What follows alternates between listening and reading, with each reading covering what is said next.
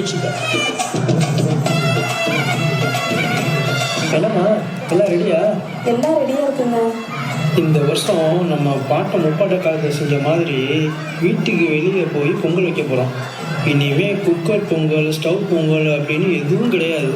சரிங்க, உங்க ஃப்ரெண்டு வந்த உடனே எல்லாரும் வெளியில சேர்ந்து போய் பொங்கல் வைக்கலாம்.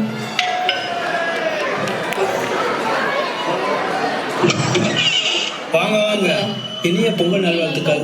எல்லாத்துக்கும் ஹாப்பி பொங்கல். ஹாப்பி பொங்கல்.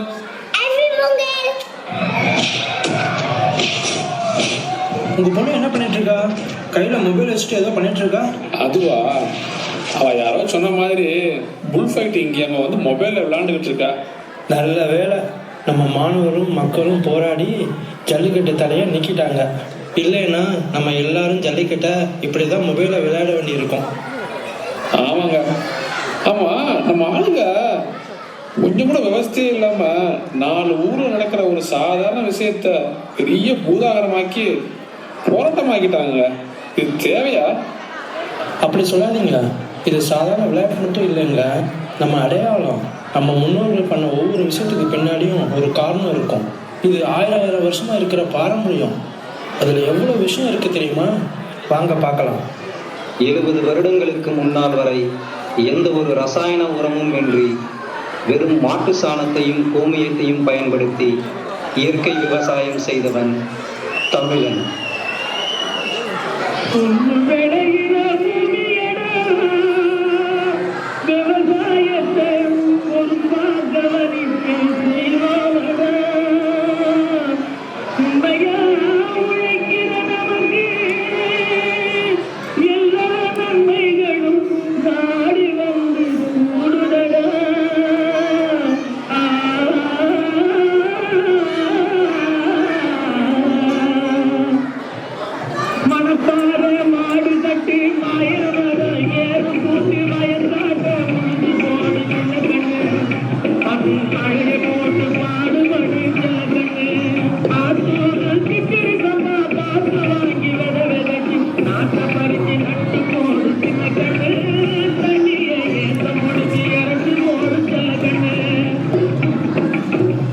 விவசாயத்திற்கு உதவிய கால்நடைக்கும் இயற்கைக்கும் பொங்கலன்று நன்றி சொல்வதை தமிழன் என்றும் மறப்பதில்லை.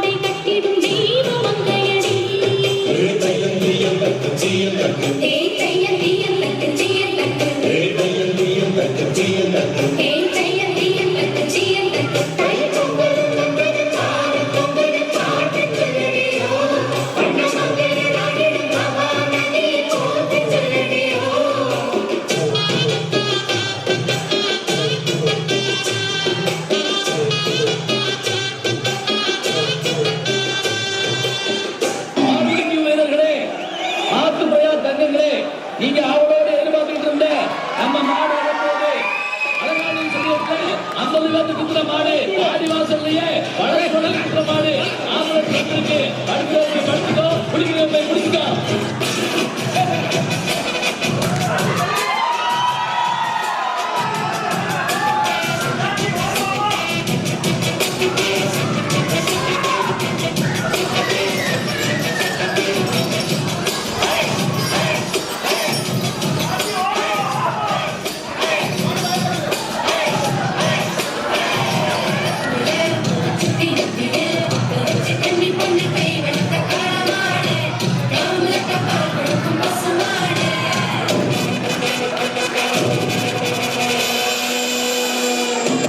இப்படியெல்லாம் ஆரோக்கியத்துடனும் சந்தோஷத்துடனும் வாழ்ந்த தமிழன் இன்று கார்ப்பரேட்டின் சூழ்ச்சியிலும் உலகமயமாக்கல் எனும் வலையில் சிக்கிக் கொண்டான்.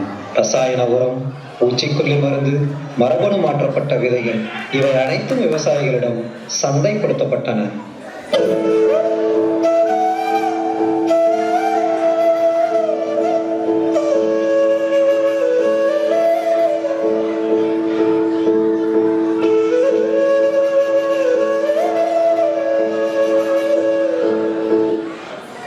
அதிக பால் கறக்கும் என்று சொல்லி ஜெர்சி மாடுகள் சந்தைப்படுத்தப்பட்டது. இதனால் நாட்டு இன மாடுகள் கசாப்பு கடைகளுக்கு சென்றது.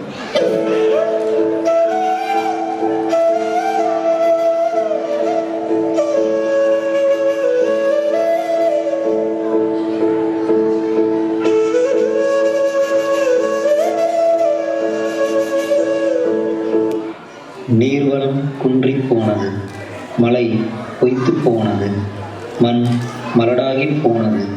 இதனால் விவசாயிகளின் வாழ்க்கை வறுமையில் வாடியது.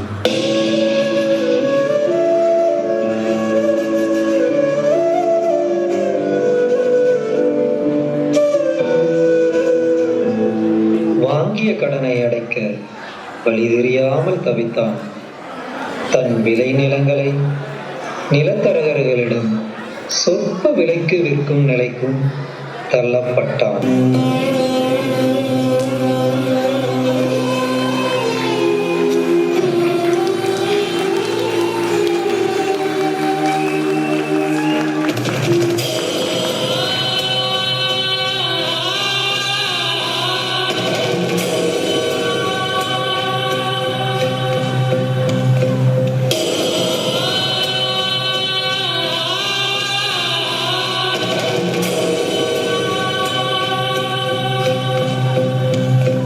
அனைத்தையும் இழந்த தமிழன் கடைசி தன்னையே இழந்தான்.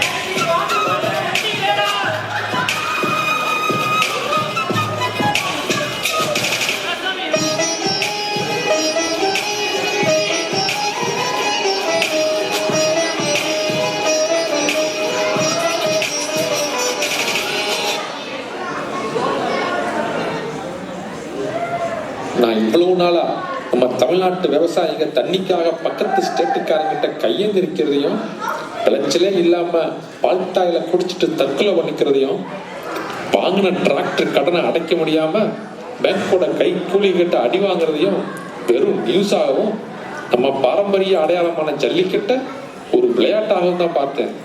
இதுல இவ்வளவு விஷயம் இருக்குன்னு இப்பதான் புரிஞ்சுக்கிட்டேன். இனிமே கண்டிப்பா நானும் இதுக்கு சப்போர்ட் பண்றேன்.